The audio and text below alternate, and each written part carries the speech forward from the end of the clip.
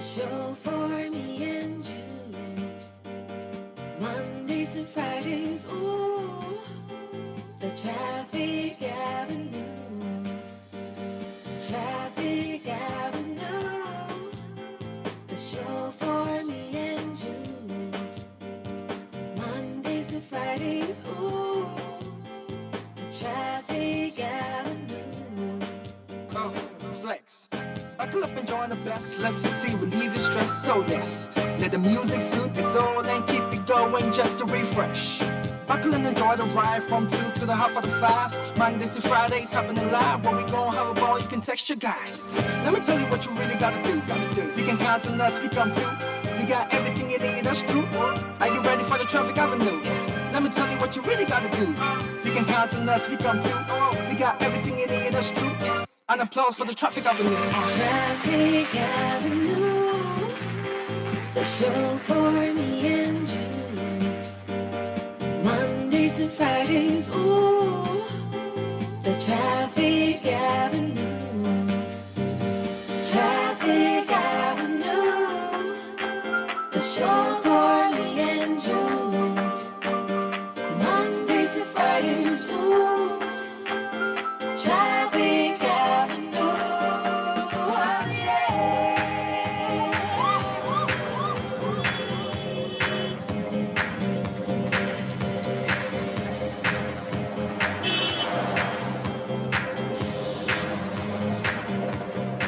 Detailed news, unparalleled coverage. City News on 97.3 FM. Eyewitness News. Be there as it happens. City News.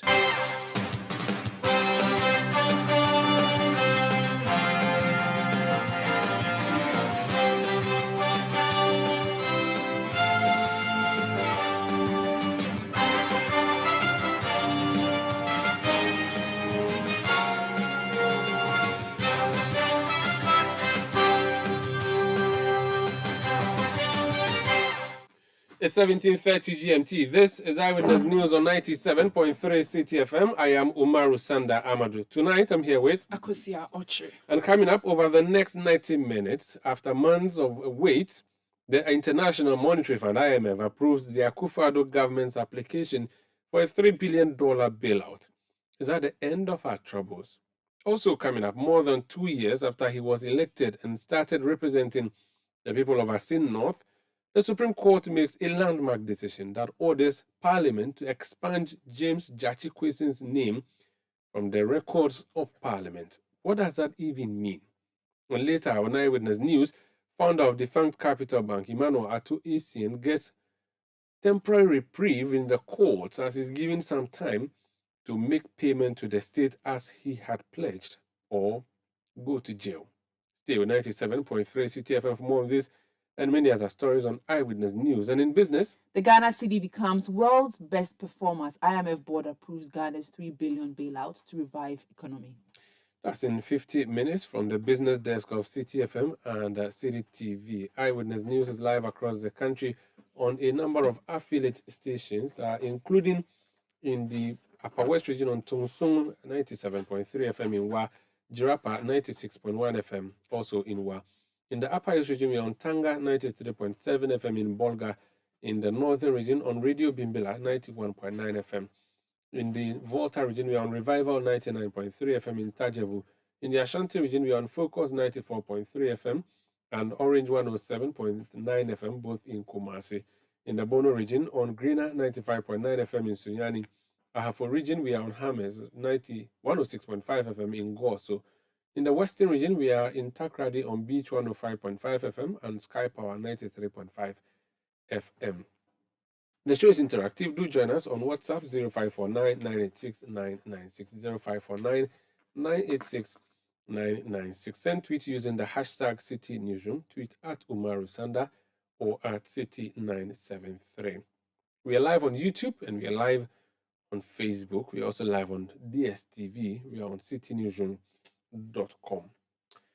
Let's set over details of our stories now. And the executive board of the International Monetary Fund (IMF) has granted approval for Ghana's $3 billion bailout request aimed at revitalizing the country's struggling economy. The decision was made during the executive board's meeting held today following Ghana's receipt of financing assurances from the Parade Club. International media giants Reuters and Bloomberg have reported that the approval of the 3-year extended credit facility for Ghana has been confirmed by several sources familiar with the matter. The International Monetary Fund will hold a virtual press conference tomorrow to give further details on the outcome of the IMF Executive Board meeting on Ghana's bailout request. So this has been long in coming since President Akufo-Addo ordered his Minister of Finance to make that phone call to Washington, D.C., begging for help from the IMF, an institution the government had said it was never going to go to, doing that magnificent U-turn which has led to ugly attacks on the government for failing to live up to what it was actually promising Ghanaians. Over the last 12 months or so, this issue has been on the discussion table from the beginning, to the predictions of haircuts and all of that to date. The man who has been leading us through and working with us throughout this conversation is someone who has been involved in the financial sector for many years. He's a director of strategy and business operations at Delex Finance. His name is Joe Jackson. Joe, you're welcome to Eyewitness News. Good evening, Mario, and it's good to hear from you. It's good to hear from you. It was just like yesterday when we started talking about it, and you explained to us what the issue of haircut meant and all of that. The haircut has come and gone. The 3 billion is finally here. Is that to mean that our doors have been opened, we can go and get more money and possibly become more reckless? Mario Sanda, it means the exact opposite. What this means is that once we've taken the money, the behavior that we have to undertake to ensure that this money is spent properly has to kick in. We now have a big stick over our backs, making sure that we do the right thing. So if anything at all, this is the absolutely wrong time to believe that you can get reckless again. This is the time when you get prudent with your money. In any case, you would notice that this has come rather quickly, and we haven't finished all the agreements yet, even some of them domestic. So this is just to say, listen, we know you are in trouble. We know you have 2 to 3 weeks of reserves left, and that is foreign reserves left, and that is dangerous. So take the money whilst we finish off the other agreements.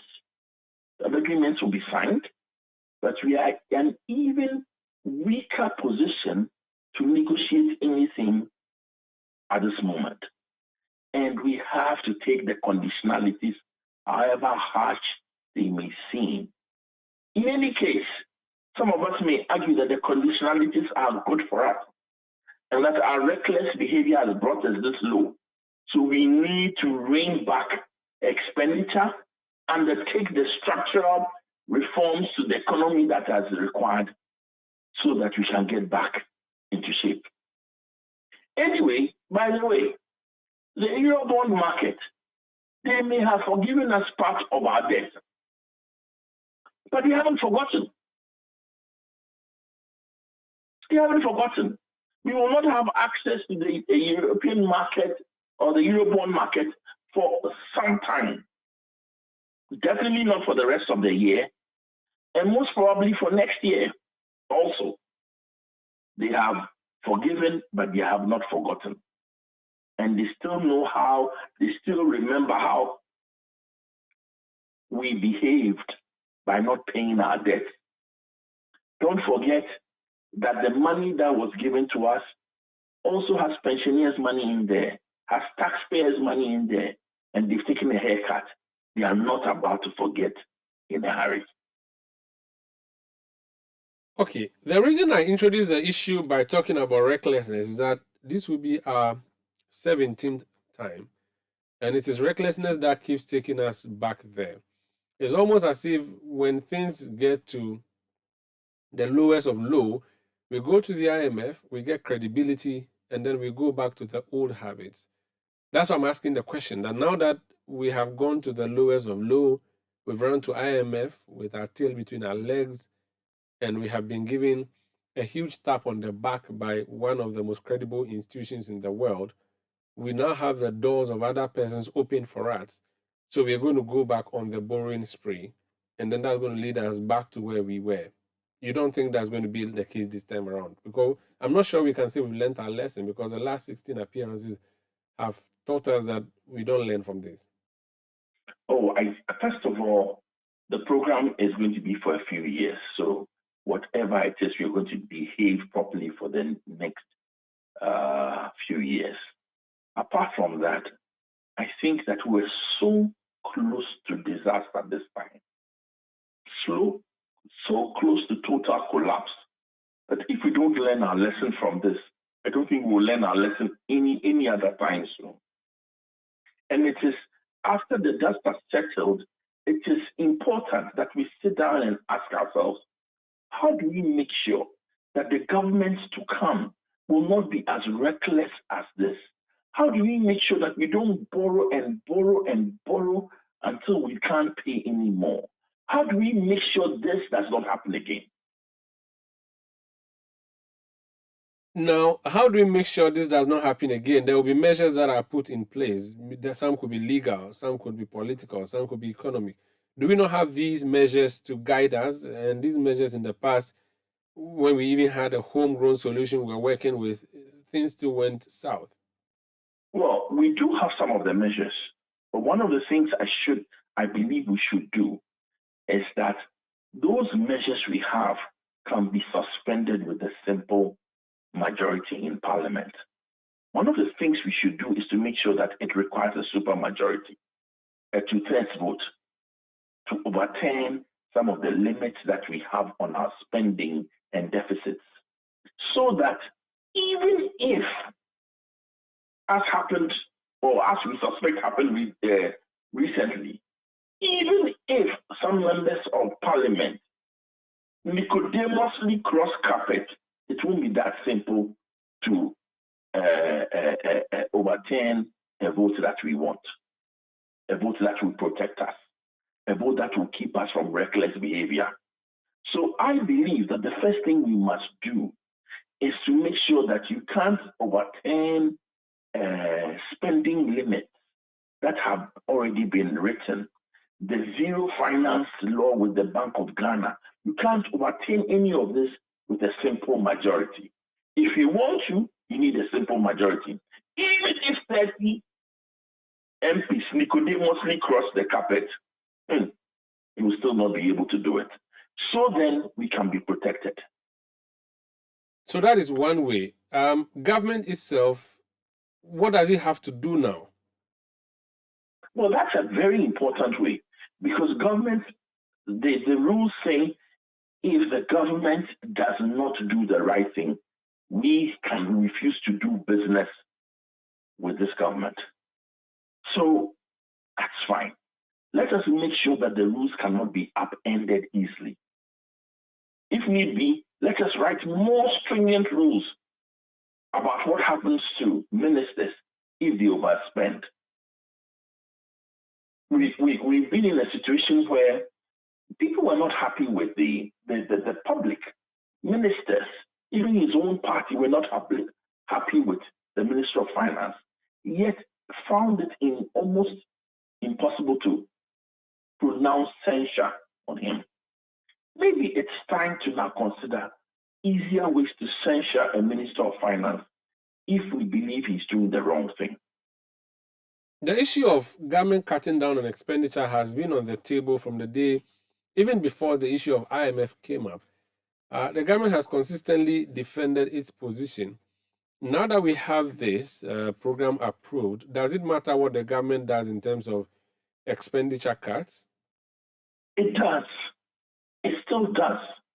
Remember, it's not as if the government is going to receive 660 million and say, go and do what you like. That's not what is going to happen. That money is tied. What that money does for us, most important of all, is to show up our reserves. There still has to be spending cuts. Nothing has changed.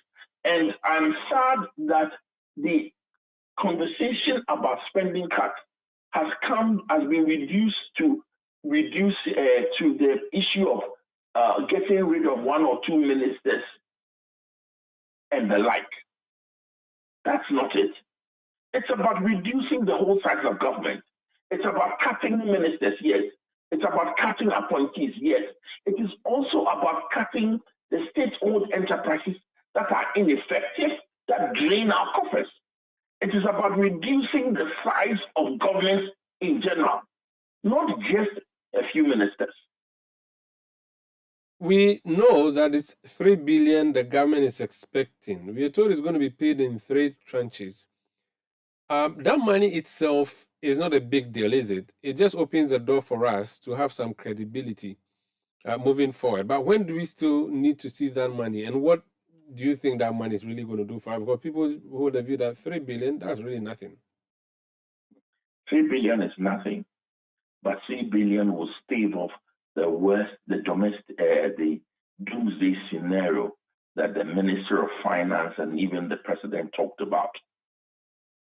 What we have is a big brother or a big sister who says, listen, I know you are so broke. I know you have your debtors hanging around you. I'm going to take this money and plug the most dire loopholes and have some reserves whilst we finish up the negotiation and make sure that you have time to breathe and time to pay off your debts. It is not an invitation to treat. It is not an invitation to go on another spending spree. Least of all, it is not an invitation not to rein in your bad habits. So it's an invitation to say that go back to the table and fix your mess and don't repeat that. Thank you. You've summarized it beautifully. It says that take this, hold it against the worst of your creditors so that your children can go to school, so that you can have some food on the table. But go and get rid of your side chick.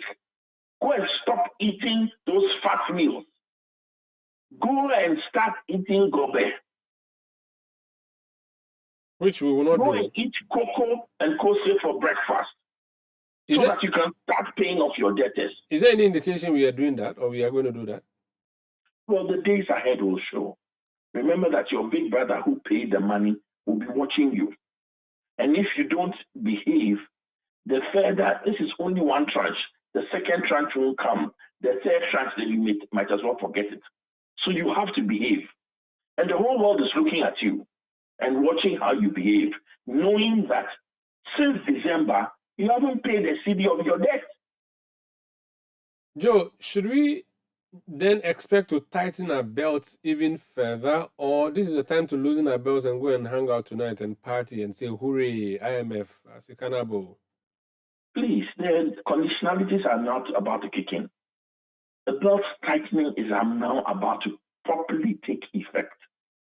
So anybody who thinks this is a sign of jubilation, well, it is a sign of jubilation in the sense that the worst won't happen, but you're still going to have to tighten your belt. You're still going to face an employment freeze. You are still going to face the fact that the government is broke. And as not this 660 million or even the total 3 billion does not stop the government from being broke. Let's leave it here. Thank you for speaking to us, Joe. Thank you, Mary. It's been a real pleasure. And we all should sleep easier, but we all should realize that the most difficult times are ahead. Not behind us. Not behind us. Then it was not a pleasure speaking to you, Joe. You just came to scare me. But thank you once again. God is good and He's kind to us as Ghanaians. We lived in a state of grace since March, and nothing went wrong. And we've now got a relief. We should be pleased. We should be going to church and thanking the Lord for taking us through April and the best part of May without a disaster. Joe, I thought it was only finance ministers who quoted Bible and religious verses. You've just joined that bandwagon. Thank you so much. That's Joe Jackson is Director of Strategy and Business Operations at Delex Finance. So the big story is that The executive board of the IMF has granted approval for Ghana's $3 billion bailout request. This was published by Reuters and Bloomberg. It's on our website, citynewsroom.com. This is Eyewitness News on 97.3 City FM. We'll return with more. Please stay with us. Eyewitness News. Be there as it happens.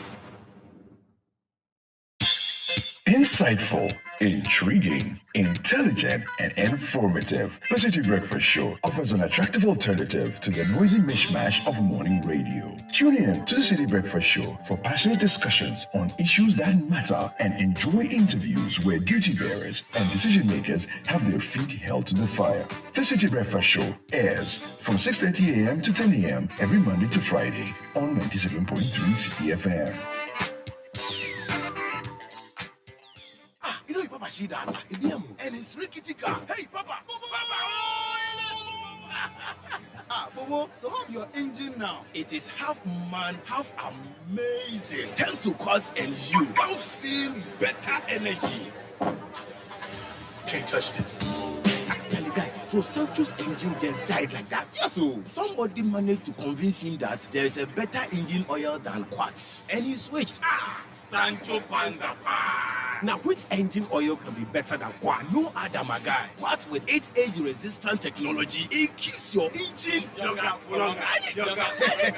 Now you know. Have you guys seen the new bottle design? It's superb. Quartz 9000 from Total Energies DA improves fuel efficiency. Why do you think Mr. Mane and Logoso have taken the Quartz Nation movement World Cup like that? Sorry. Chairman.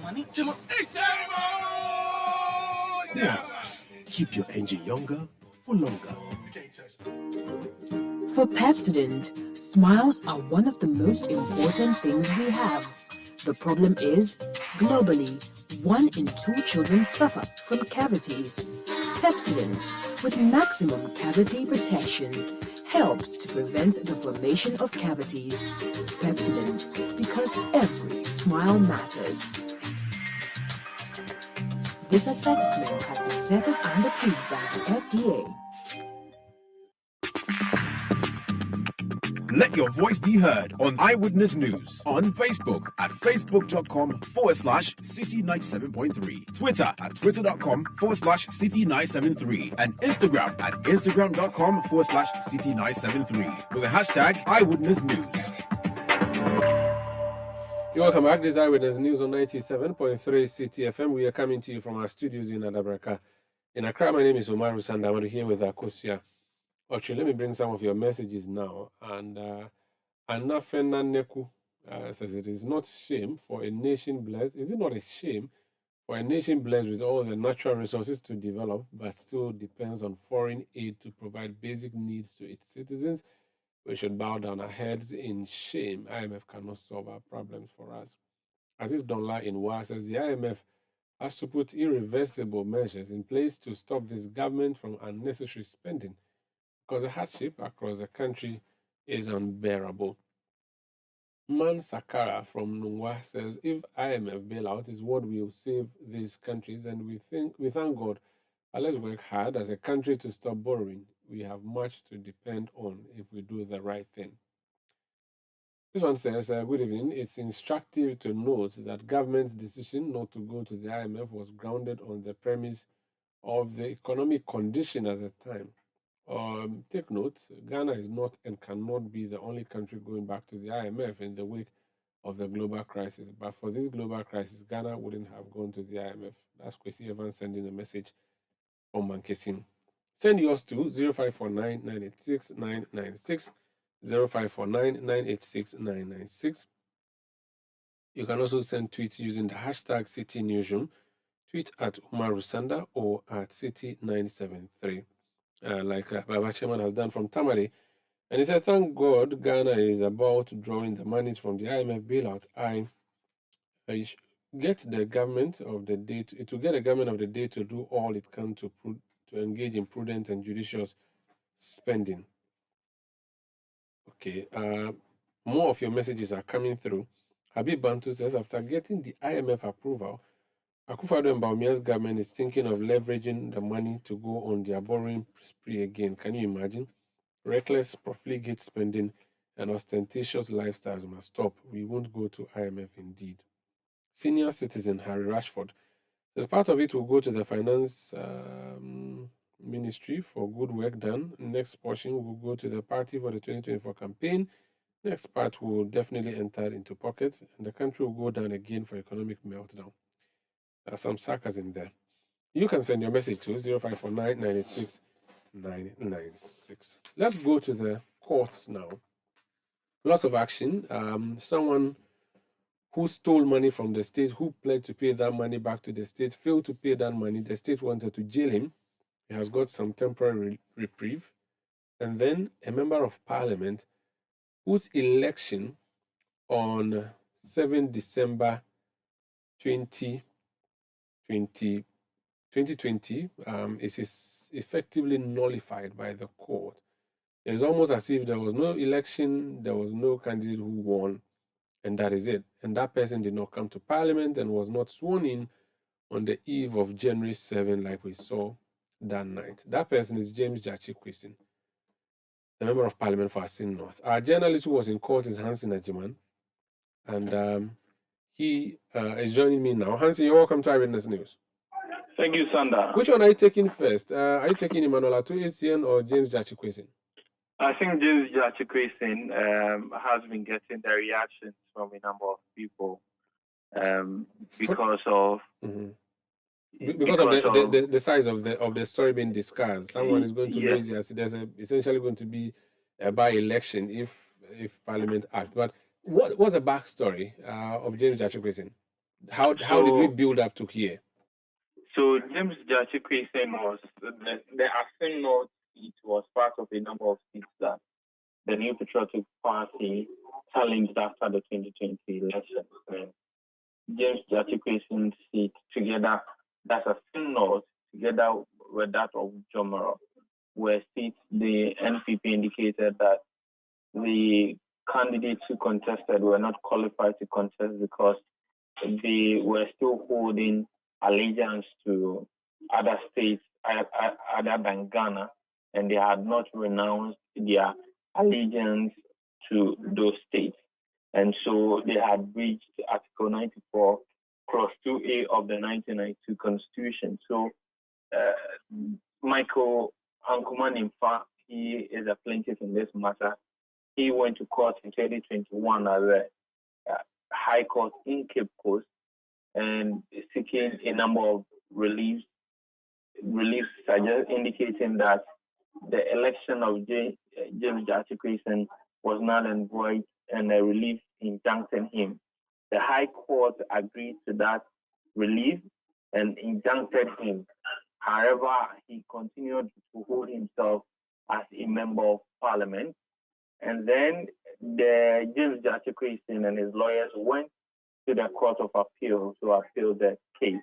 It was when they went to the Court of Appeal that Michael Ankuman-Imfa, the plaintiff in this matter, then went to the Supreme Court invoking their original jurisdiction to interpret Article 94, Clause 2A of the 1992 Constitution to give meaning to it and say that anybody who had not renounced his allegiance to another state at the time of filing his nomination was not qualified to contest as a member of parliament, and that the decision of the Electoral Commission to allow him to contest was unconstitutional, meaning his subsequent election was unconstitutional, and his swearing in was null and void, and seeking any other relief that the court may deem fit. So after months of litigation, a 7-member panel led by Justice Jones to check in with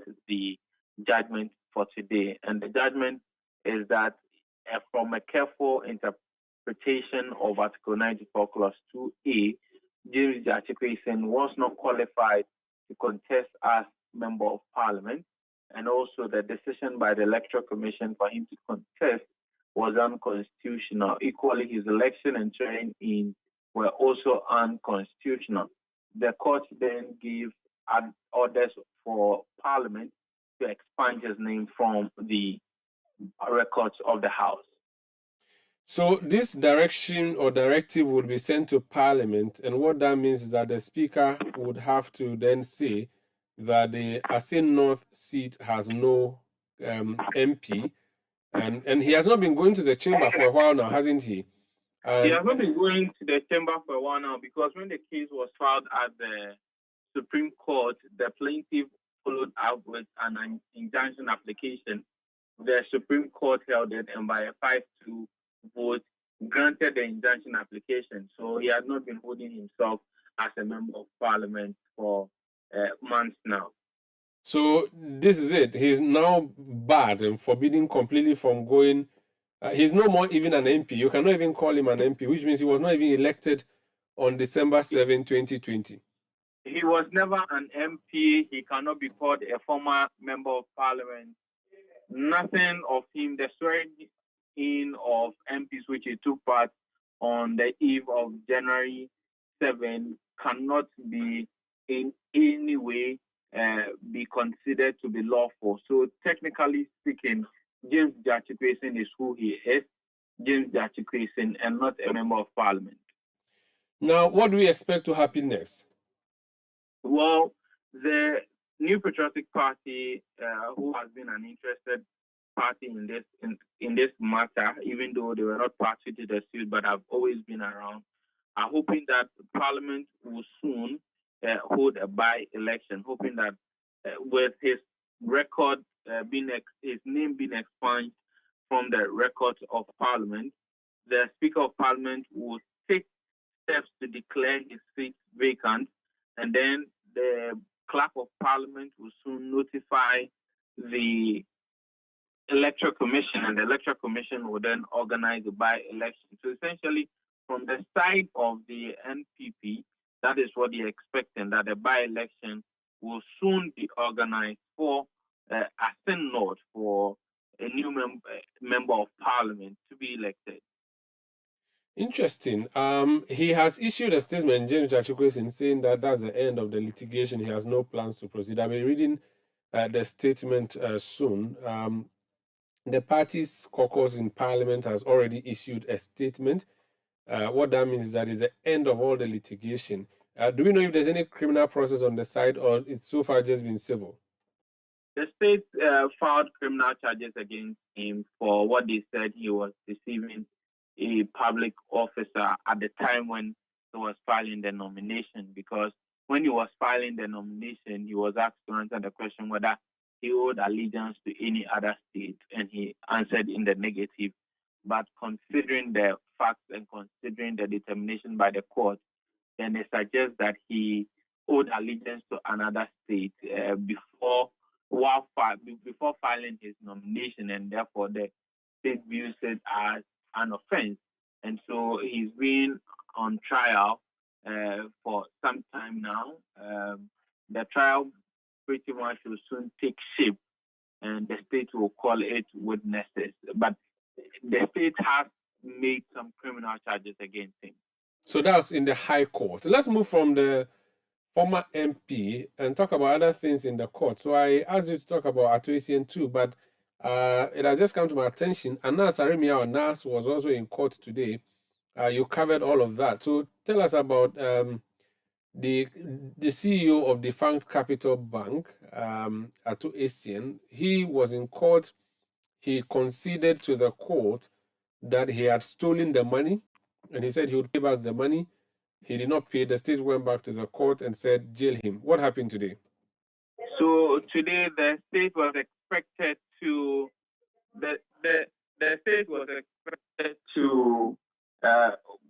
move its application on why James Jachikwesin should be jailed for not paying the 20 million as agreed in the plea bargain deal he took with the state under Section 35 of the Courts Act.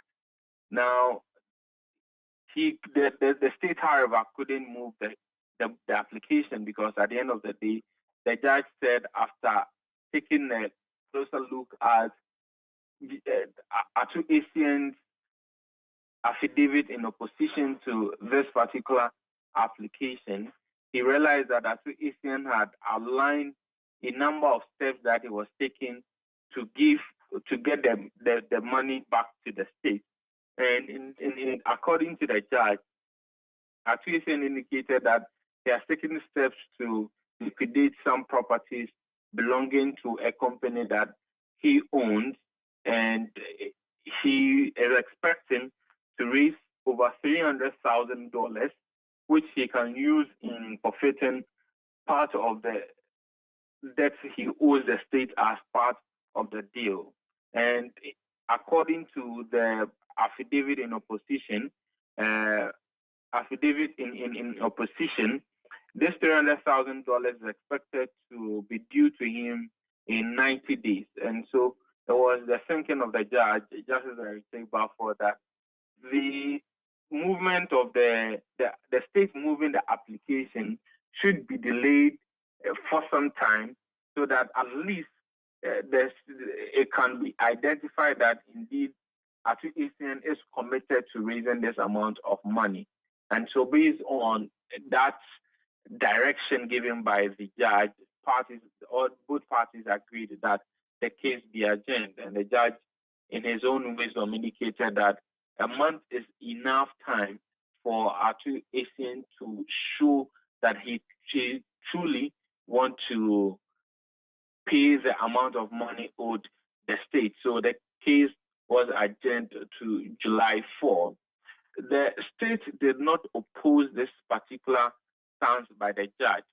However, Deputy Attorney General Alfred Tianyeboa made it known to the judge that if you look at the amount of $300,000 that Atuisen is saying he is going to get from liquidating his properties, if you convert it into Ghana cedis at an exchange rate of 12 cedis to $1, that will give you somewhere about 4 million Ghana cedis.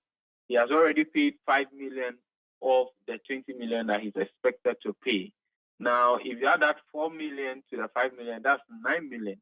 And it will mean that some 11 more million will be left for him to pay as part of the deal.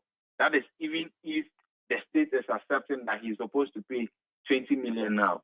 But the Deputy Attorney General indicated that if you look at Section 35(7) of the Courts Act, it indicates that when you undertake a plea bargain under that section and you go against the terms of those sections and you were expected to repatriate some amount of money, the day you go against or default on the term, then all the outstanding amount becomes due for payment. And so it is the view of the Deputy Attorney General that they are no longer looking for 20 million Ghana cedis from Atuisen. However, they are looking for 60 million from him, and that by July 4, when they come back to the court, they should have paid the 60 million and having paid 5 million cedis, meaning that the outstanding amount is 55 million Ghana cedis. He pointed this out to the court. And so it appeared as though both lawyers of Atuisen and the state are at variance on what amount of money it's outstanding at the moment. But the point here is that the judge has given him up to July 4 to raise the amount of money he has assured that he can raise from liquidating his assets. The final issue in the court has ordered Anas Aremia Anas to remove his face mask or his mask. What's happening there too? So the court says because Kwesi Nyantakyi is facing charges of fraud and corruption, that could lead to him losing his freedom, and it is a constitutional provision in Article 19 on the rules of fair trial that anybody who is undergoing criminal trial should be given the needed materials and time to be able to defend himself appropriately. And so the judge felt that it's a matter of right for Kwesi Nyantakyi at least to see Anas Aremia Anas, who is a key witness to the case of the state against him. But the issue is that should Anas Aremia Anas testify in open court without his mask? That was the question the judge answered. And the point is that when Anas is testifying in open court, he will be allowed to disguise himself by wearing his mask or the beads that usually he puts on. However, before he comes to testify, Kwesi Nyantakyi will go into chambers with Anas and maybe with lawyers of Anas and also of the state, where Kwesi Nyantakyi will identify that indeed this is Anas, with Anas not wearing his face mask. Now, this is the decision the judge has taken, and this was taken based on an application by the state for the testimony of Anas Aremeyaw to be heard in camera. So the judge, in essence, agreed partly to the application by the state. The part that goes for the state is that Kwesi Nyantakyi will go in chambers and see Anas, and that knowing that this is Anas and this is the one who is going to testify against him. However, when Anas comes to open court where journalists or persons who are interested in the case will be seated, Anas will be wearing his mask. Has he accepted that decision yet? Do we know any reaction? Would they appeal that again, or they would agree with it? Our sources within the prosecution suggest that they are going to take this decision of the court to Anas for Anas to make his own decision. Mind you, people have their rights and freedom as to whether they want to be a witness in a particular matter. So our sources within the prosecution say it's a decision that Anas will have to take, whether he'll be okay with these terms to testify in order for the state to make its case against Kwesi Nyantakyi as far as the number 12 expose is concerned. So just to try and help summarize, Anas Aremeyaw now set out to do this investigation as a private journalist, but when he gathered the facts, the state took interest. So it's the state that is prosecuting Kwesi Nyantakyi, not Anas. Anas, the journalist who did the work now, is being called as a prosecution witness. He wants to come in the court wearing his beads. The opponent said no, that's Nyantakyi and his lawyers. The court has decided now that, Anas, you must remove your face mask or your mask so that Nyantakyi would at least see you and know that this is the guy that is the witness against me, this is the guy who filmed me and all of that. Then we can go back to the open court, you wear your mask, and then we will go ahead with the proceedings. But Anas is just a witness for the state. He's not a guy prosecuting the case. So the options for him would be what? The option for him will be whether he will still want to testify or not. It will still be a decision that he will have to make. If he will testify, the state will go ahead with its strategy. If he will not testify, the state will see whether or not, with or without Anas. If he decides not to testify, the state will see without Anas if they can still pursue the case against Kwesi Nyantakyi. And if they cannot, Attorney General under Article 88 has the powers to enter nolle prosequi to discontinue any matter without giving explanations to anybody. So depending on how Anas Aremeyaw reacts to this new decision from the court, it will inform the strategy of the prosecution going forward. Thank you so much, Anas. Not Anas, apologies. Hansen Ajiman. Apologies, maybe you'll get there, for the extensive report that you've given us. Thank you. That's Hansen Ajiman. He's our correspondent in the courts. And so a number of issues. He's talking about Emmanuel Atuesian of the Funds Capital Bank. He's talked about, what do you call it? Anas Aremeyaw, Anas investigative journalist, and number 12 documentary. But before then, he started off on the issue of the Member of Parliament. No more. In fact, the man who hoped to be, I think that would be more appropriate to say, the man who wished to be Member of Parliament for Asin North in 2020, the Honorable Jachi Kwesin. He's no more an MP. He has never been an MP, according to what the court has said today, the Supreme Court. A lawyer for the plaintiff, that's the man who brought the case against Jachi Kwesin, is Frank Davis. He spoke to journalists after today's hearing. Listen. We have to protect the sanctity of the Constitution. We are gratified that the law lords, all the 7 of them, have agreed unanimously with the position we have held all along, and at all times material. James Jachikwesin was not qualified under the dictates of the Constitution of the Republic to have contested as a member of Parliament for the Assent of Constituency. It's been a long road. You can all attest to the number of times we have paraded the court premise. But today, finally, the judgment has been handed, and we have a clear indication as to what the provision on dual citizenship is in respect of a contest for member of Parliament.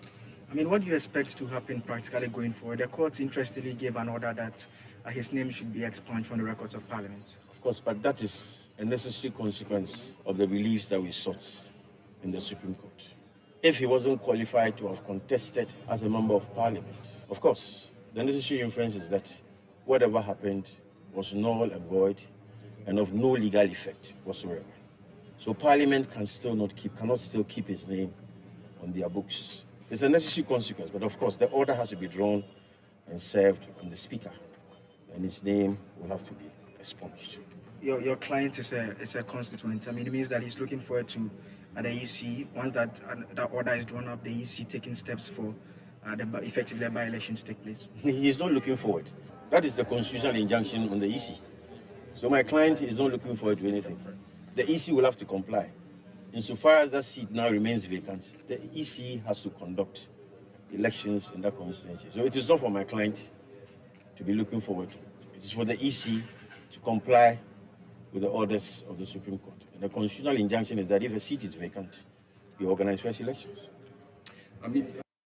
That's Frank Davis, his lawyer for the plaintiff, Michael Akuma Nimfa, in that Jachikwesin case. Let's speak to the NDC side, because the party has issued a statement. I'll be reading Mr. Jachikwesin's own statement shortly. The minority side has issued a statement and says that the ruling on Jachikwesin is baffling and that it will make a comment when the full judgment is released. One of the members of the minority side, who is a senior lawyer, is Mahama Yarga, MP for Boko Central. Honorable, you're welcome to Eyewitness News. Good evening to you and good evening to your listeners. It goes without saying that you know the issue of dual citizenship and MPs very well. The man who was once in the seat you're occupying now, Adamu Dramani Sakande, was jailed for a similar crime. This time around, it has gone as high as the Supreme Court. And the Supreme Court has made a pronouncement which I'm not sure has ever been made before, which nullifies the election of a member of Parliament and declares a seat as unoccupied. What's your initial comment, having heard that decision of the court? Well, I mean, it's very unfortunate that our colleague has had to suffer that fate. I have said severally that I believe the controlling provision is Article 94 of our Constitution, which says that subject to the provisions of this article, a person shall not be qualified to be a member of Parliament unless he is a citizen of Ghana. So one would assume that the time that we refer to in determining eligibility is at the point where you are being sworn in as a member of Parliament. And if at the time that you are being sworn in as a member of Parliament, you are a citizen of Ghana, my position is that you remain a citizen of Ghana. This case turns on the time at which the person reverted to his natural citizenship of Ghana after having revoked his assumed nationality of Canada. And at the time that the Electoral Commission accepted his nomination papers, the Canadian authorities had not yet forwarded to him his revocation of citizenship. At the time of being sworn in as a citizen of Ghana, I think the evidence is that, sworn in as a member of Parliament, the evidence is that he had attained the status of a citizen of Ghana. And that really is the issue in this case. There are those of us who advocate that the court should be more progressive in its interpretation of the Constitution and assume the determination of status to be at the point when you are being sworn in. But it seems the court has taken a position that it should be at the time that you are even filing your nomination to contest the elections. I am not in the country. I'm in Abuja attending ECOWAS Parliament. I've not had the benefit of reading the judgment, the ruling of the court. So, in fact, there's no full judgment yet. The court would give them the full judgment will come out in June thereabout. That's what our reporter has just said. The only thing the court has done is to give the directive that the House of Parliament should act by expunging his name from the records. The full judgment, I believe, will be coming later in the coming weeks. So as much as we have is what we have shared now, and you haven't missed much. The scanty information that I've shared with you is all we have from the court. Yeah, I've been a critic of the Supreme Court taking decisions without giving reasoning and allowing time before they give reasons. In politically charged cases, they will do the Supreme Court's image good if they took their time to give the decision and the reasoning at the same time so that space is not allowed for all sorts of interpretations that might go to undermine the image of the court. So as it is now, it is difficult to do a proper critique of the decision without the benefit of the reasoning. I mean, there are several provisions in the Constitution that come to play. There are provisions relating to eligibility to be registered as a voter. You cannot be registered as a voter if you are not a citizen of Ghana. You cannot contest for elections. I mean, you cannot be a member of parliament unless you are a citizen of Ghana. I mean, so I'm waiting to see how the Supreme Court came to its conclusion in the reasoning. But I'm one of those who thought that we should be moving towards this position that the determination of citizenship should be at the point of swearing in of that person as a member of parliament. No, I don't know if you are ready for a question like this because maybe you not have done the content analysis of both cases. But is this case remarkably different from the Adamu Sakandi case? Yeah, in the case of Adamu Dramani, he never revoked his British citizenship. He never did. And up to the point when he was sworn in as a member of parliament, he did not revoke his British nationality. And there was abundant evidence that he never revoked his British nationality. I don't know if, even if at the point of imprisonment, he had revoked his British nationality. There was no evidence to that effect. In this case, the president had revoked his Canadian nationality, had brought documents to the Electoral Commission to demonstrate that he had initiated the process, but because of COVID and other things, the Canadian High Commission or Canadian government had not yet officially communicated the revocation to him. And the Electoral Commission itself, I believe, from the records and from what I hear, then allowed him to file his nominations. But subsequently, after the filing of nominations, the revocation documents came. So I believe that the records will show that at the point of even the election, I think his revocation documents had arrived. At the point of being sworn in, the revocation documents had arrived. So that is why many of us think that the court should be looking at this case with a completely different lens. Let's look at the ramifications or the consequence of the directive by the Supreme Court saying to Parliament that expunge his name from the list of MPs, pretend as if he was not even elected on December 7, 2020, regardless of everything that would have been happening over the period. What are the practicalities of this particular directive? It means that that seat was never even occupied in the first place. It means that the NDC, as of the day you guys were sworn in, had 136 members of parliament. It also would mean that the number of MPs who voted for Abansumana Kingsford Bagbin and the number of MPs who voted for the Honorable Professor Mike Ironokwe, those numbers would also have been affected. Am I stretching this matter to absurd levels, or these are things that can be considered? And again, even the issue of if he was paid salary for the past 2 years, what happens to the salary and all of those things? I mean,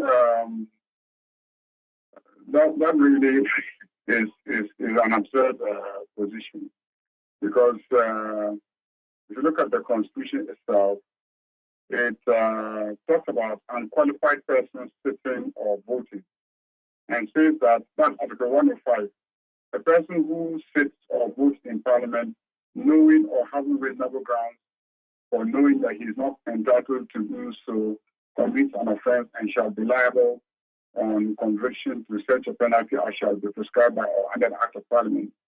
But then there are other provisions that talks about the fact that an unqualified person participated in voting does not annul the decision that has been taken by Parliament.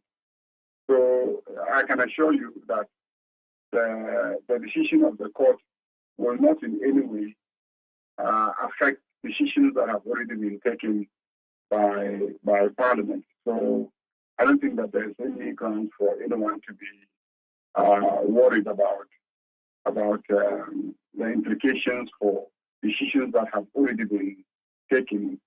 I would check through the provisions, and you will find the provisions that talk about the fact that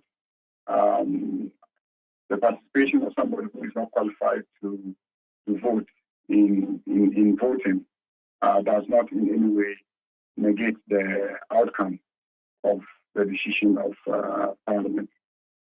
Very well. Thank you so much. I think we can leave it here. Thank you for speaking to us. Thank you. That's the Honorable Muhammad Ayarga. He is MP for Boko Central, commenting on the Supreme Court's decision. The Supreme Court has, by a unanimous decision, ordered Ghana's Parliament to expunge the name of James Jachikwesin from its record as a Member of Parliament for the Asin North constituency. And you've been hearing reactions there. Let's now hear from the man himself, James Jachikwesin. He's issued a statement. Akusia, what's he saying? Yes, a long one, of course, and I read. He says, this morning, the Supreme Court, by unanimous decision, ordered the Parliament of Ghana to expunge my name from the records as a Member of Parliament. The court ruled that the Electoral Commission acted unconstitutionally in allowing me to contest the 2020 parliamentary elections without proof that I had denounced my Canadian citizenship at the time I filed my nomination in October 2020 to contest the parliamentary elections. In fact, the EC inspected my renunciation certificate in November 2020 prior to allowing me to contest the elections. Thus, I was fully qualified to run according to the EC's regulations, which the law presumes to be regular. Yet the court holds that I should have offered this proof to the EC at the time of filing for my nomination, and then applies the holding retrospectively to disqualify me. It is a matter of public record that I filed for the renunciation of my Canadian citizenship in December 2019. It is also a matter of record that I left Canada in February 2020. It is also a matter of record that as soon as I applied for renunciation of my Canadian citizenship and left for Canada, I lost all the rights of Canadian citizenship. It is also a matter of record that I picked up my renunciation certificate from the embassy in Accra in November 2020. It is also a matter of public record that Canadian law does not say I owe allegiance to Canada even after filing for renunciation. In fact, Canadian law is unequivocal that this voyal and allegiance is subjective and can be done at any time, including immediately after swearing the oath of citizenship. Thus, under Canadian law, I owed no allegiance to Canada at all material times. I am, of course, disappointed by the court's decision. I am especially surprised that the court now says that foreign bureaucrats now determine whether natural born Ghanaians have the right to contest for parliamentary elections in Ghana or not. Thus, a country that does not allow renunciation of its citizenship can bar a natural born Ghanaian who has severed all relations with a country of acquired citizenship from ever standing for MP. Nevertheless, I have turned a page on litigation, and this, of course, the courts of justice. I will leave the matter to the court of conscience, which Gandhi reminds us all supersedes all other courts. Helping to develop my constituency has always been and remains my priority. I assure my constituents that nothing has changed. I will work even harder than before to win their support and also to attain these goals. I thank the good people of Asin North, the leadership of the NDC, my attorneys, and also the numerous Ghanaians from all sides of the political divide who have supported me during these turbulent times. Together, we must ensure that we build a progressive and inclusive society that does not treat any of our citizens as second class. May God bless our homeland Ghana and make the country great and strong. Blessed my beloved Asen North constituency and her people. Thank you. So that's a statement from James Jachikwesin, the man who the Supreme Court has told Parliament to remove his name as a member of Parliament elected for that constituency over 2 years ago. This is Eyewitness News on 97.3 City FM. We are coming to you from our studios in Adabraka, in Accra. Up next is Business News, and then we have Point Blank. Eyewitness News. Be there as it happens. It's true that life can be complicated and navigating the realities of the modern world even more so. Sometimes you can find yourself in trouble just because you didn't know better. But as the adage goes, ignorance of the law is no excuse. A Question of Law seeks to deconstruct the legal framework within which our daily lives function. A Question of Law airs at 6 p.m. this and every Thursday, only on City TV.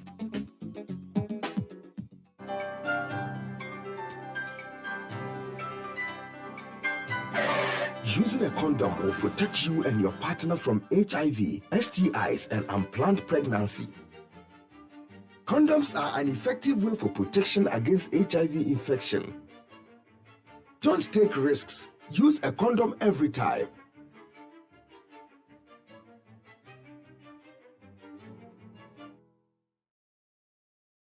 Always come prepared. This advert is brought to you by the Ghana AIDS Commission and Ghana Health Service. For Pepsodent, smiles are one of the most important things we have. The problem is, globally, 1 in 2 children suffer from cavities. Pepsodent, with maximum cavity protection, helps to prevent the formation of cavities. Pepsodent, because every smile matters. This advertisement has been vetted and approved by the FDA. Get the details. Every significant financial transaction, every market movement, and all the policies that affect your business. City Business News. Be informed. Time now for City Business News on Eyewitness News, powered by citybusinessnews.com. My name is Neteli Nete Ajaho. Let's settle for the details now. Economist with the University of Cape Coast, Professor John Gachi, has stated that government must be ready to avail itself of accountability from Ghanaians on the usage of the cash support it receives from the International Monetary Fund. This comes as the IMF board has approved Ghana's $3 billion bailout to revive the economy. The IMF is also expected to hold a virtual press conference tomorrow on the outcomes of the IMF Executive Board meeting on Ghana's request for the extended credit facility arrangement. An interview with City Business News, Professor John Gachi also reiterated calls for government to be more prudent in its fiscal policy direction.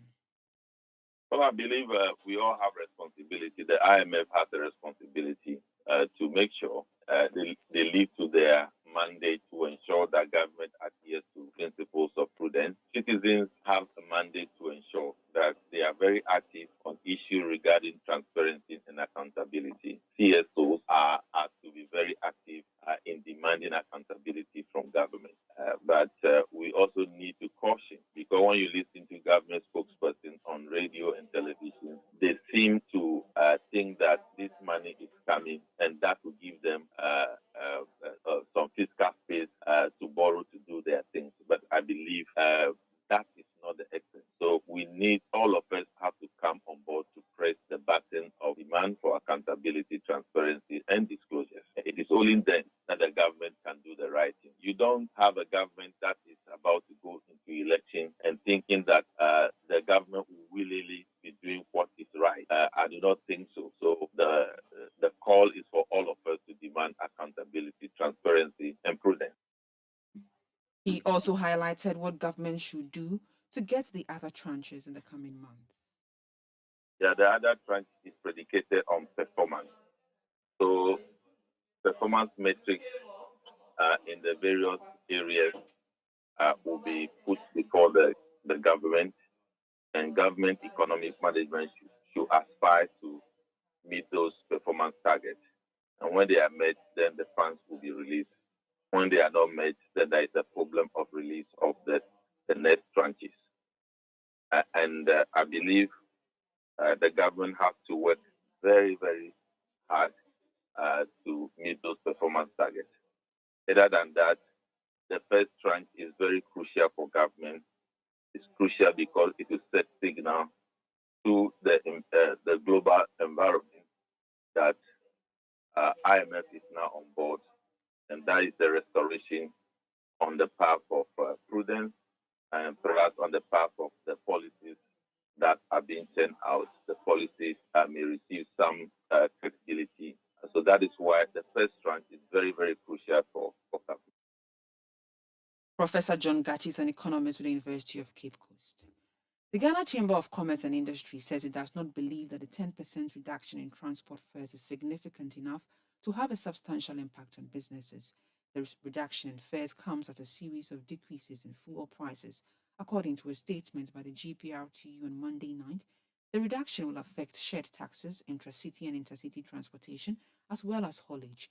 In response to this development, Mark Bidu-Abuaji, Chief Executive Officer of the Ghana Chamber of Commerce and Industry, said there will likely be minimal, if any, reduction in prices of goods and services. In the environment that we find ourselves, the macroeconomic environment has been harsh for the past 2 years. That is why we went to the IMF. We are hoping that with this approval by the IMF, we are likely to see stability in the foreign exchange market. We are also likely to see a drop in the inflation. And I hope also that the central bank will follow suit by reducing their policy rate, which will translate into significant reduction in lending rate.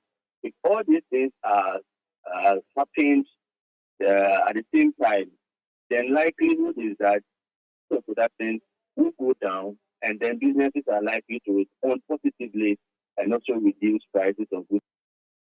You heard the Chief Executive Officer of the Ghana Chamber of Commerce and Industry, Mark Bidu-Abuaji. The Ghana cedi continues to gain more grounds against the US dollar today, following the expected approval of the $3 billion extended credit facility agreement for Ghana by the International Monetary Fund. This comes as the fund has already approved a $3 billion three extended credit facility. According to Bloomberg's currency tracker, the city's remarkable 33% gain since November marks the highest among approximately 150 tracked currencies. Also, investors have also enjoyed strong returns from Ghana's dollar bonds, delivering nearly 12%, surpassing the 3.6% average for emerging and frontier markets. The positive sentiment surrounding the potential bailout has also contributed to the city's recent strengthening, with expectations that it may trade below 10 Ghana cedis against the US dollar in the coming days.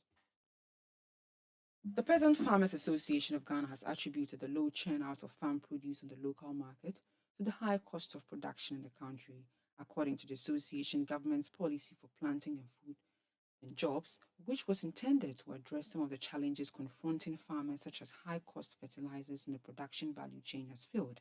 Speaking to City Business News on the sidelines of the Stakeholder Validation and Budget Credibility Workshop in Accra, the national president of the association, Weipa Ado Awal Adugla, called on government to review the planting for job programs as it is crucial to the country's economic growth.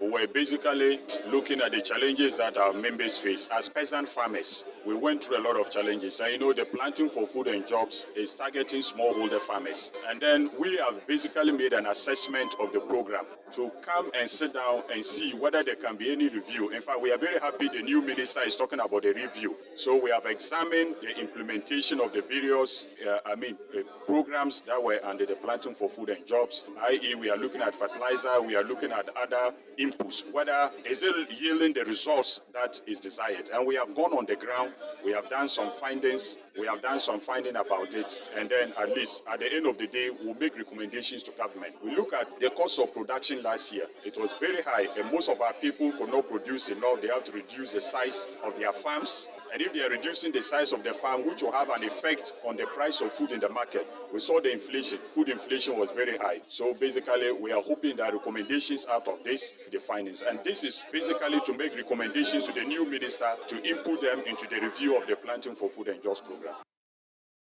That was the national president of the Peasant Farmers Association of Ghana, Weipa Ado Awal Adugla. And finally, the fortunes of the ocean continues to decline at alarming levels, bringing along with it loss of billions of jobs and rapid depletion of fish stock. World leaders are growing increasingly concerned about the negative effects this is having on the global economy, as the ocean alone contributes to over $3 trillion of the global economy. In Ghana, over 3 million people whose livelihoods depend on the ocean risk going out of jobs if the state of devastation of the seas continue. Speaking at the launch of the Blue Economy Summit, which will take place from May 31, Dr. Eugene Owusu, presidential advisor on SDGs, described the situation as critical and called for immediate action. The ocean makes life possible by providing half of the Earth's oxygen. It contributes more than 1.5 trillion a year to the global economy, from fisheries and aquaculture to shipping and marine tourism, and also from offshore renewable energy to marine biotechnology and ecosystem services. Despite these myriad benefits, our world is sitting on an ocean time bomb, and the clock is ticking. The ocean faces a crisis of monumental proportions as a result of overexploitation and degradation. Overfishing, pollution, climate change, and other pressures are taking a heavy toll on our oceans and on our coastal ecosystems, threatening the livelihoods and well-being of millions of people, not just in this our beloved country, but also around the world. Friends, the narrative that the ocean is too big to fail is therefore a misguided one. The evidence is clear. Ocean health and productivity are declining at an alarming rate, and this poses an existential threat to the ocean and humanity as a whole. Eugene Owusu is the presidential advisor on SDGs. And that's it for City Business News on Eyewitness News. It was powered by your most comprehensive business news website, citybusinessnews.com. My name is Neteli Nete Ajao. Up next is Point Blank. Let your voice be heard on Eyewitness News on Facebook at facebook.com/City97.3, Twitter at twitter.com/City973, and Instagram at instagram.com/City973 with the hashtag Eyewitness News.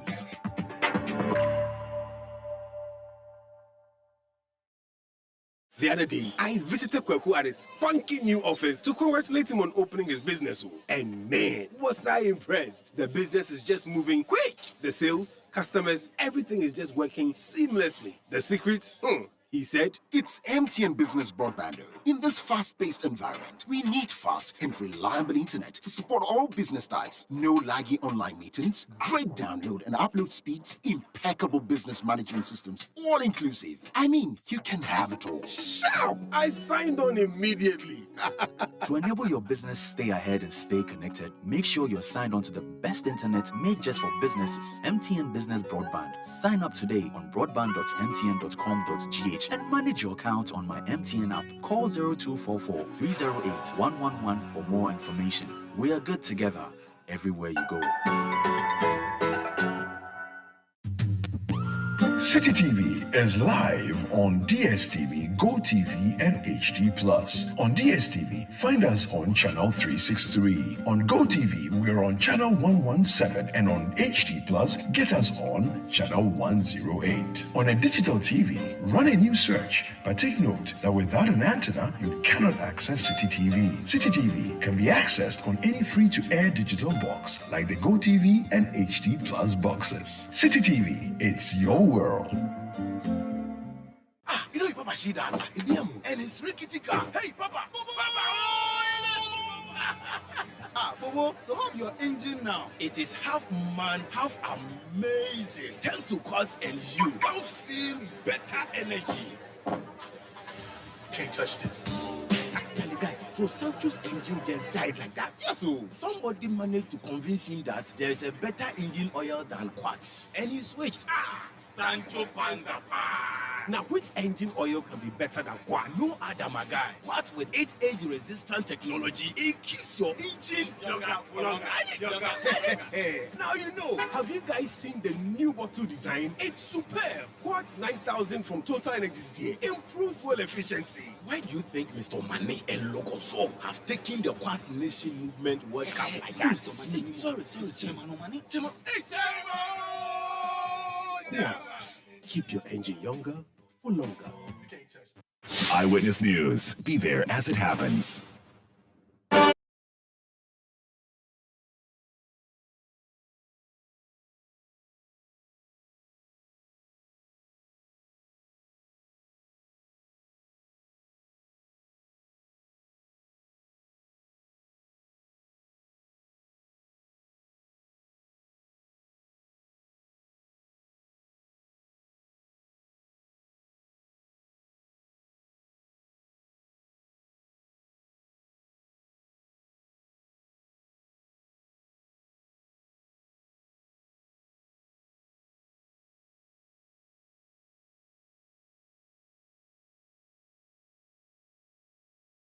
On Eyewitness News, my name is Umaru Sandama. Tonight on Point Blank, we are returning to the issue of Galamsey. The Asante Hini Otumfuo Setutu II has served notice. He will soon summon chiefs within the Amansia areas of the Ashanti region for questioning following the continuous devastation of lands in the area by activities of illegal miners. He says he's unhappy about the reports he received about the degradation of the environment by illegal miners in the areas and questioned the role of the chiefs there. We were speaking during the launch of the 2023 edition of the Green Ghana Day. Before we hear from the Otumfuo, let's hear from the Minister of Lands and Natural Resources, Samuel Abdullah Jinapo, who did the launching, and he called on Ghanaians to support this year's Green Ghana Day. 2 years ago, specifically on Wednesday, May 12, 2021, His Royal Majesty opened the first regional consultative dialogue on small-scale mining here at the Great Hall, following the national dialogue which was held in Accra. Again, since the Green Ghana project began some 2 years ago, His Majesty has religiously participated each year, leading the entire Asanteman to plant millions of trees across the kingdom. And today, he has graciously accepted our invitation to launch the 2023 edition of the Green Ghana Day.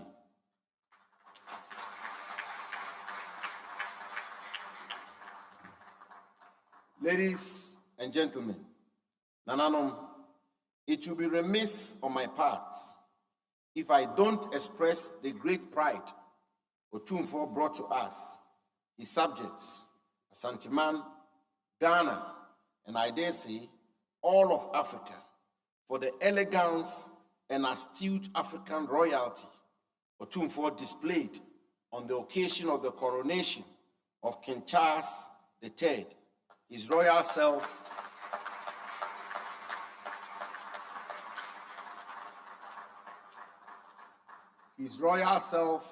a great champion for tree planting. Otumfuo Nana Asante, we appreciate your outstanding leadership and inspiration.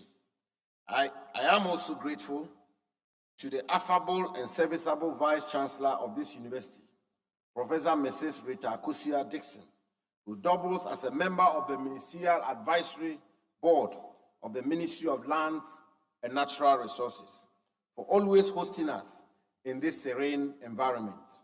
I am informed that this great university, under her leadership, has always taken keen interest in the Green Ghana Day, leading secondary schools around the university's enclave to plant trees each year. Your Royal Majesty, earlier this morning in Sunyani, in the Bono region, I had the privilege of opening a 2-day transformational dialogue on small-scale mining, organized by the University of Energy and Natural Resources.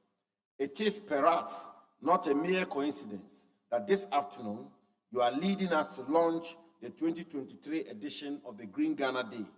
For the nexus between mining and forests is obvious. That is why I said to the conference, and I quote, "The exploitation of our mineral resources and the protection of our natural environment, as well as the protection of human rights, are not mutually exclusive, but can peaceably coexist," end quote.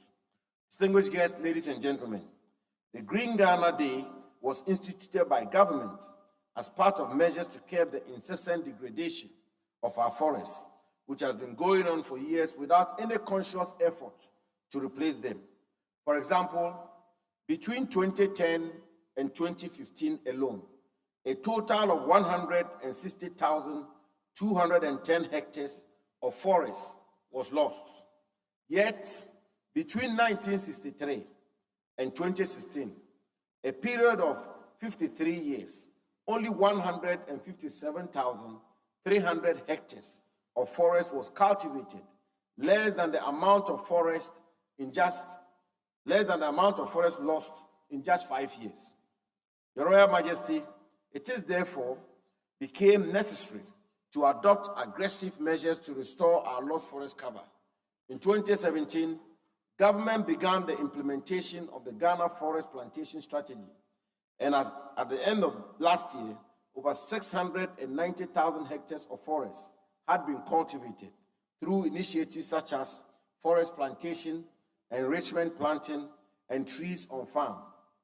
There was, however, the need to create an enhanced national awareness of the necessity for collective action towards restoration of degraded landscapes in the country, inculcate values of planting and nurturing of trees in our citizens, particularly among the younger generation, mitigate climate change, and beautify our communities and environment. That is why the Green Ghana Day was launched, with a day each year set aside for the entire country, led by the President of the Republic, to go planting. The first 2 editions were very successful, having exceeded our targets on both occasions. Let me use this opportunity to, on behalf of the President of the Republic, thank all Ghanaians and all residents of Ghana who have supported this project in the last 2 years, which has resulted in the planting of some 30 million trees. Over 23 million of these trees have survived and are doing very well. To be able to devote attention and resources to these trees, we have revised our target this year downwards to 10 million trees. And we have chosen as a theme, quote, "Our forests, our health," end quote, to signify the importance of forests to our nation and our very survival. To achieve our target, we will rely on all of you, our revered chiefs and queen mothers, religious and faith-based organizations, ministers, parliamentarians, judges, public servants, civil servants, doctors, teachers, lawyers, nurses, security personnel, artisans, private sector organizations, civil society organizations, students, members of the diplomatic corps, development partners, and all persons living in Ghana. As is always the case, we have designated for this year's Green Ghana Day degraded forest lands, both on and off reserves, watersheds, boundaries, office compounds, and sites within communities, including parks, roadsides, homes, farmsteads, churches, mosques, and schools, as significant areas of planting on the Green Ghana Day. The Forestry Commission will, in due course, provide a detailed schedule of seedling distribution and pickup points across the country to ensure easy access to seedlings for planting. Ladies and gentlemen, there are also opportunities for corporate institutions to adopt compartments which will be branded in their corporate names after planting. Your Royal Majesty, Honorable Ashanti Regional Minister, Nananom, distinguished guests, ladies and gentlemen, the importance of trees to our survival and the survival of planet Earth cannot be overemphasized. The adage, quote, when the last tree dies, the last man dies, end quote, was true when it was said many years ago, and it remains so today. It is therefore important for us to come together to save planet Earth for both current and future generations. If we're able to plant over 26 million trees last year, we can definitely do more than 10 million trees this year. All we require is your support and commitment. Let us, therefore, Ghana and Asanteman, come together on the Green Ghana Day under the leadership of Otunfo Osei-Tutu II and plant trees to save our forests and our health. I'm happy to learn that since its inception, the Asante region has consistently planted the highest number of trees. Of the over 31 million trees planted within the 2 years, some 7.8 million was planted in this region. And I'm even happier to learn that majority of these trees have survived and are doing very well. It shows that our toils and sacrifices are not being wasted. This year, we have another opportunity to renew our support for this noble cause on the Green Ghana Day. And the theme chosen for this year's edition, Our Forest, Our Health, summarizes the importance of forest to our lives. Jean. It is not for nothing that forests are called the lungs of the earth. For without forests, life on the planet is itself impossible. Apart from their health benefits, forests contribute significantly to national economies.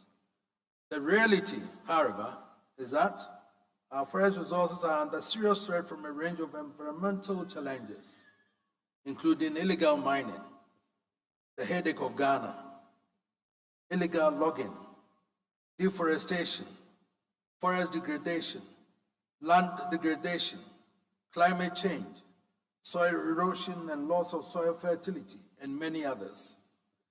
Goal 15 of the United Nations Sustainable Development Goals aims to protect, restore, and promote sustainable use of terrestrial ecosystems, sustainably manage forests, combat desertification, and halt and reverse land degradation and biodiversity loss.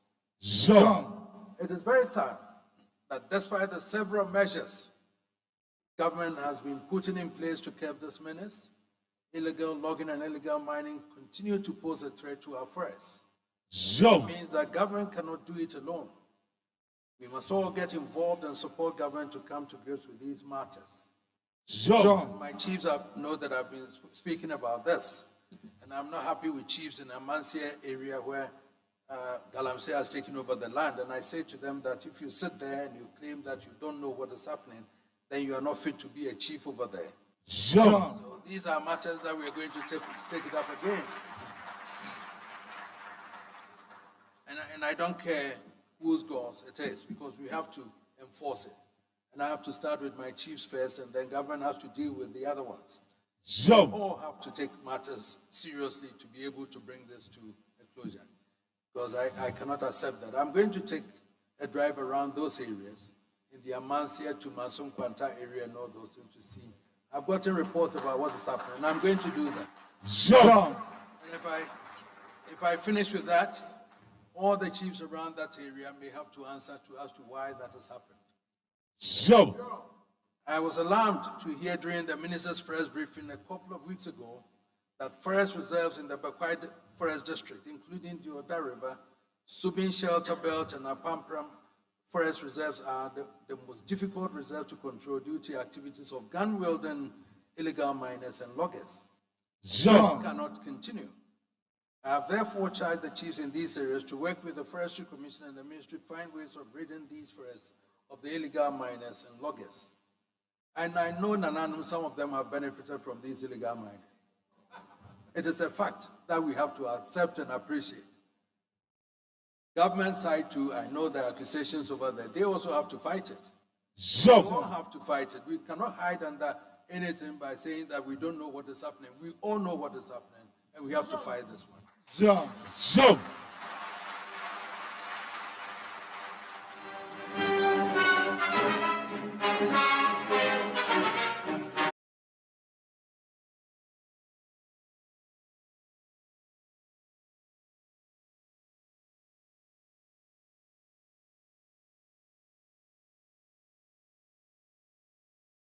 Or 32 the second. Earlier, you heard the Minister for Lands and Natural Resources, Samuel Abdullah Jenna. Now, I'll meet for Eyewitness News tonight. My name is Umaru Sanda Amadu. I did this with Akosia Ocho, technical support from Daniel Squashy, production by Wilson Kobner and Beverly London. Technical support, new media support from Edwin Kwaku. We'll be back tomorrow at 17:30 GMT. Up next, we'll leave you in the hands of Face to Face. It's a show that airs on City TV on Tuesday nights at 9 p.m. Tonight, my guest on Face to Face, Sam Nati George, MP Ningo Pram Pram.